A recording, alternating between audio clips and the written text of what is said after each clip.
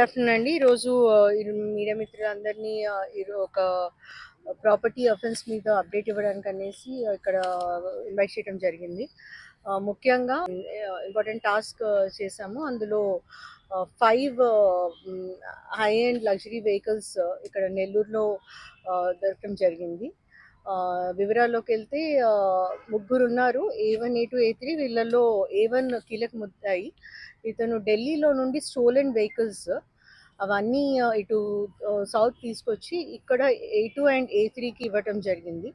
వాటికి fabricated documents తయారు చేసి వాళ్ళని ఇక్కడ వాటిని ఇక్కడ అమ్మకానికి పెట్టారు. సో లైక్ వెహికల్స్ ఏవైతే 40-45 lakhs వర్త్ ఉన్నాయో వాటిని 7 lakhsకి అట్లాగా ఇక్కడ అమ్మడానికి పెట్టేశారు. సో అది ఇన్ఫర్మేషన్ మనకు వస్తే దాని మీద team Dargamitta police station team DSP గారు, విక్టర్ గారు వీళ్ళ కింద చాలా చాకచక్యంగా వాళ్ళని వెంటనే పట్టుకోవటం జరిగింది.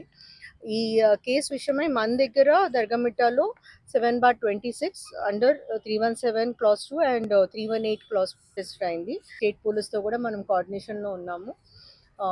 ఇది ఒక నెట్వర్క్ గా ఉన్నట్టు తెలుస్తుంది. సో ఆ నెట్వర్క్ అంతా బస్ట్ చేయడానికి కానీ వీఆర్ వర్కింగ్ విత్ దెమ్.